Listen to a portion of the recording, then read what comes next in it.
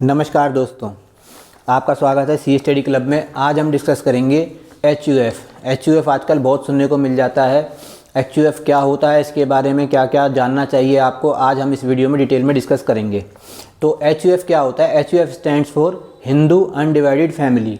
जैसा कि नाम बता रहा है, जो हिंदुओं की जॉइंट फैमिली होती है उसको हिंदू अनडिवाइडेड फैमिली का नाम दिया गया है, एच का नाम दिया गया है हिंदू लॉ में। हिंदू लॉ भी यही कहता है कि एक व्यक्ति, उसकी स्पाउस, उसकी वाइफ, उसके बच्चे, जब ये एक फैमिली जॉइंटली रहती है तो उसको हिंदू अनडिवाइडेड फैमिली कहते हैं, जब तक कि उसका पार्टीशन नहीं हो जाता। ठीक है। और हमें एच बनाने के लिए कोई एग्रीमेंट की ज़रूरत नहीं होती, किसी डॉक्यूमेंट की ज़रूरत नहीं होती लीगली, हिंदू लॉ के अकॉर्डिंग।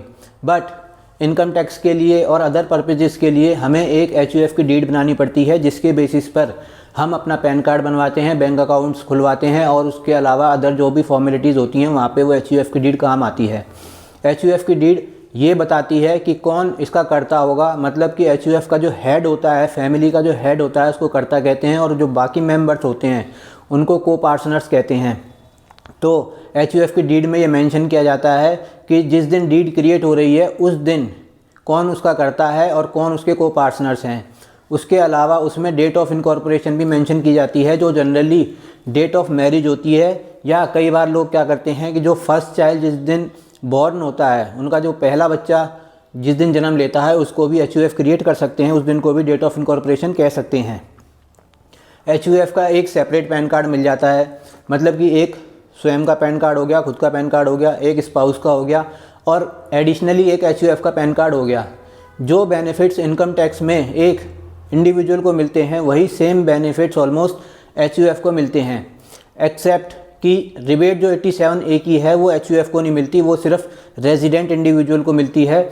जैसा कि मैंने कुछ वीडियोस में ऐसा देखा है और मेरे कुछ क्लाइंट्स हैं, उन्होंने आगे मेरे को बताया कि सर आप तो कहते हो कि 87A की रिबेट नहीं मिलती एच को, लेकिन जो है हमने वीडियो में देखा है कि 87A की वाली रिबेट जो है मिलेगी हमें।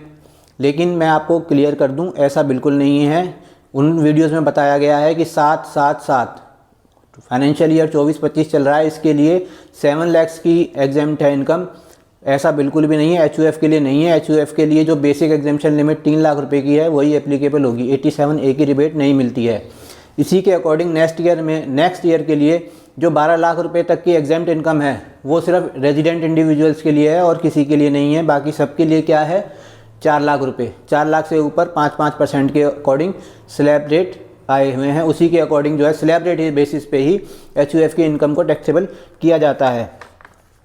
सेपरेट एसएससी माना जाता है पैन के बेसिस पे। जब सेपरेट पैन है तो इनकम टैक्स में सेपरेट एसएससी माना जाएगा।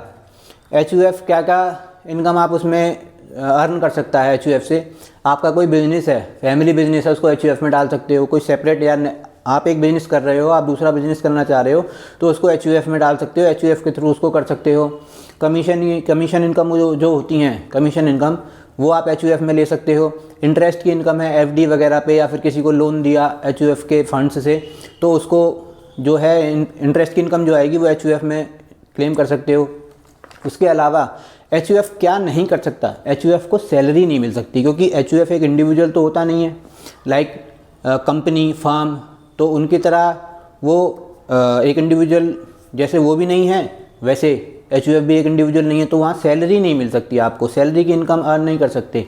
आप बिजनेस कोई भी कर सकते हो, प्रोफेशन कर सकते हो एक तरीके से, और जो है आप क्या कहते हैं, कमीशन की इनकम ले सकते हो, इंटरेस्ट की इनकम ले सकते हो, और आप शेयर्स हेल्ड कर सकते हो, शेयर्स का जो कैपिटल गेन है वो कर सकते हो, प्रॉपर्टी हेल्ड कर सकती है एच आप कुछ भी काम कर सकते हो सिवाय इस चीज़ के। और एच से एक बेनिफिट और होता है कि आप अपनी कैपिटल, आप अपनी जो इनकम होती है उसको तो एग्जाम पूरा करिए, जितने आपको रिबेट मिल रही है 12 लाख की नेक्स्ट ईयर हो जाएगी, जैसे करंट में अभी 7 लाख है। लेकिन जो आपके एच का अगर 4 लाख रुपए की, 3 लाख रुपए की जो बेसिक एग्जेम्पशन लिमिट मिलेगी, उसके अलावा आप अगर ओल्ड रिजीम में जाते हो तो आप जो एच के को पार्टनर्स हैं उनकी LIC, मेडिक्लेम, ये सब अगर पे करते हो, बच्चों की स्कूल फ़ी पे करते हो, तो इस तरीके की 80C वगैरह की डिडक्शंस जो हैं वो आप वहाँ क्लेम कर सकते हो।